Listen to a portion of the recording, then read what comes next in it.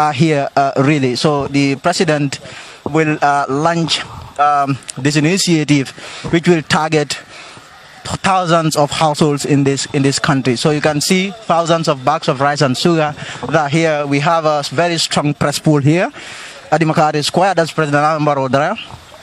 He has entered the square now, greeting his vice president there. That's the president there greeting his vice president there. So this is the situation at the square.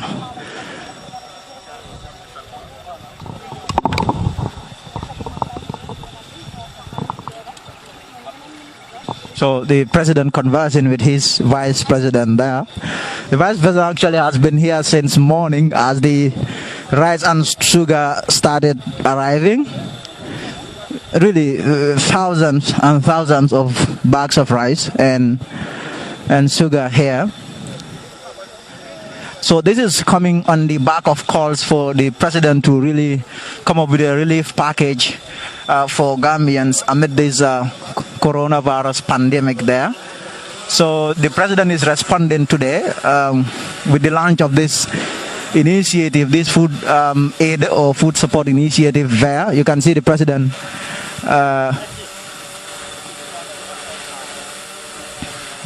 what we have been made to understand is that we have at least 10,000 bags of rice here and also 10,000 bags of sugar. So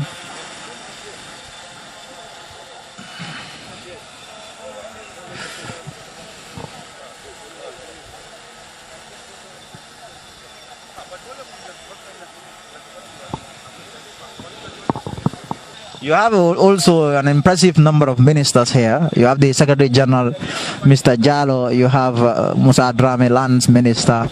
You have the Finance Minister, Mamburin Jai. The Health Minister, too, is here. All of them here, really, to be part of this launch. So we have a new update.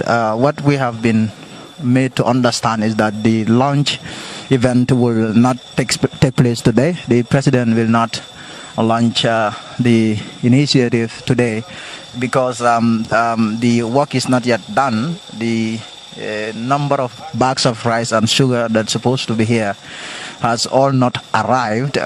So meaning the president is just here to inspect. And tomorrow is when he will do the launching. That's tomorrow, Sunday.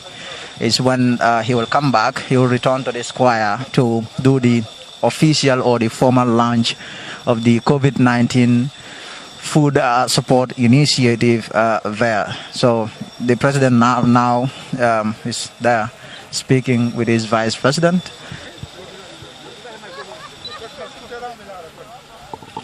So that's the president leaving there after inspecting the rice and the sugar there. So we will try to talk to the vice president and maybe see what he has to say about the president's inspection there. Madam Vice President, good afternoon. Good afternoon. So we are going to do some sort of a observe the social distancing protocol there.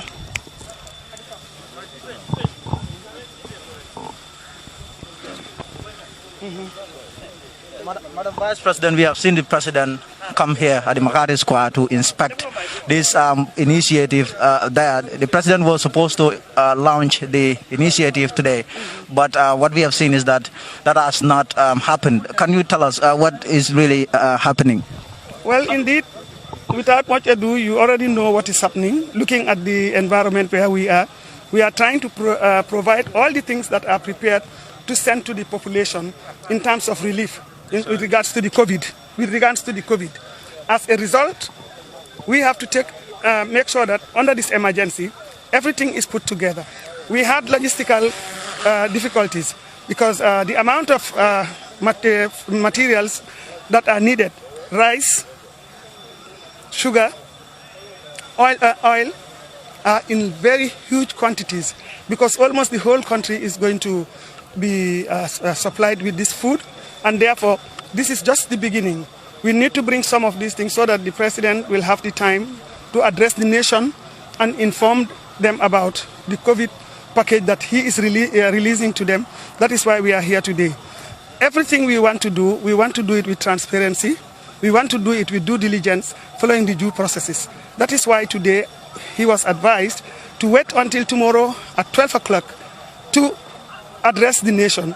And then from here, lorries and trucks will move in different directions of the country to reach out to the various regions. The governors are going to be responsible in taking a lead in this, together with the chiefs and the alcalolus, with some supporters around who will be observers, so that they would implement these things effectively and efficiently to each and every individual household in the Gambia. So there is nothing but the preparations that we are putting into it. And as you can see, labor was a challenge. You will find that most of the young people who are offloading and uploading are not Gambians. And this is a bitter experience that I have seen as a vice president. When I listen to the radio and TV, what I hear, the young people and people complaining about unemployment for the young. And for the last 2-3 days, we have been looking for laborers who can come and be paid. It's not that they are not going to be paid, but there is hardly any Gambian who is here. All these people you are seeing uploading and offloading are Guineans, Malians, Senegalese, or Sierra Leoneans, and other nationalities. You see, so this is a big surprise. To say that there is no job, this is a great job. The amount of work that these people are going to do, they're going to earn a lot of money here, and they will also, this is dignified, but it is a difficulty. That's why it is taking time, because the numbers are not much, and therefore we have to do with the number that we have. So, Madam Vice President, so that we have been very instrumental in coordinating this effort since yesterday and day before yesterday, and now we've almost come to the tail end. Now, how challenging has this been for you? And looking at it, we've almost got, as we said, we've almost got to the tail end. How important is this? Yes, I think it is a great honor for the president to delegate me. He gave me a delegated responsibility to chair the COVID ministerial subcommittee. And since then, it's a response to the nation and to the COVID pandemic, which is a global problem, but Gambia cannot be left behind. But he is taking the right direction, made me the chairperson as the vice president to lead this ministerial subcommittee and other sectors to support the Ministry of Health, which is the lead institution that has to deal with the COVID. You also have the humanitarian response. I think what you are seeing now is the humanitarian dimension that we are now implementing. But the health dimension has been implemented right from the word go. You have followed progress as to what the Ministry of Health is doing. The Minister for Health, Dr. Samate, has been briefing. His team also, the communication unit, and also different experts have been under the Ministry of Health addressing. So for me, it is a challenge, but a challenge that can turn the Gambia around. It's an opportunity to COVIDize development, the National Development Plan, to strengthen our institutions. For example, the health sector, from this situation, might come out to be one of the health sectors that will respond to all the needs that we were fighting for the past years. You also come to agriculture, you come to education, you come to all other sectors. So it is a challenge, but a challenge, we have to turn it positive. It's a very positive challenge for the fact that the whole world is supporting each other because it's a global issue. And you could see the synergy around. Resources are being leveraged by the government using the tax money, payers' monies, with including the grants that we are getting, and also the soft loans that we are getting from other the dimensions. So this has put us together in unity of purpose and direction to respond to the population, and I think it is towards the right direction. Madam Vice President, specifically, can you tell us, you talked about the quantity being huge there. Can you tell us how much, many bags of rice and sugar your government intends, or the president intends to distribute to Gambians? That is number one. And the other question has to be with the timing. There are a lot of people out there who said the president has been quite slow in terms of coming up with this relief package. What do you really have to say about that? You have more than 326,000 tons of rice that is going, and equally sugar. And also you have oil also. I can't remember the tonnage. Quite a number. Every household is going to benefit based on their numbers. It is not slow. Slow like what? If you don't plan, you cannot be effective. You know, people are used to this haphazard approach. Let it be and it be. It's only God who can do that. As human beings, to strengthen the institutions and to change our work ethics, we must plan, we must use statistics, we must analyze. Even though it is an emergency, we have stretched ourselves. The ministerial subcommittee sometimes stays up to 8, 9. The technical team sometimes spend the night working on their documents so that they produce the document within the shortest possible time. If people have to understand that it is no longer what used to be. For you to say do this, you will either be abusing somebody's money, you will be abusing somebody's rights, or you are doing the wrong thing. The Gambia has gone beyond that. This government is a democracy, and therefore we have to follow the rule of law, we have to follow due processes and deliver the goods to the people. I think people have to learn to be patient, to exercise some element of patience to allow us to do things in the right way. And this is what this government is doing. I know when people are hungry, you cannot tell them to wash their hands. But we must also be aware of the fact that COVID was a big surprise for everybody. It was an unexpected phenomenon, a phenomenon that affected even those with the robust health sectors like Europe. And those who have the resources cannot cope effectively with much more Gambia. We are doing everything that we can within the realms and availability of the resources we have, and within the partnership that we have with different donor agencies and the international partners to move within using the best practices. Madam Vice President, right now we have to ask how much money have been spent during this project. I think Minister of Finance will be able to provide that, because we all have our roles and responsibilities. At the end of the day, that money will be accounted for. There is no doubt about that, because this is a government of rule of law, transparency and accountability. Is it the money of the president or the... One of the reasons for the delay was the issue of gathering the data. How difficult was it for your committee to get the actual data in order to come up with this actual number for Gambia? You see, you need data for everything. It's not about difficulty. It's a question of process. It's a question of procedure. So people think that when they say data, automatically you can generate it and get it. It is not about that. Remember, we came and inherited an institution. A country was inherited with all the institutions killed. Nothing was going on. Even data that was stored was no longer there.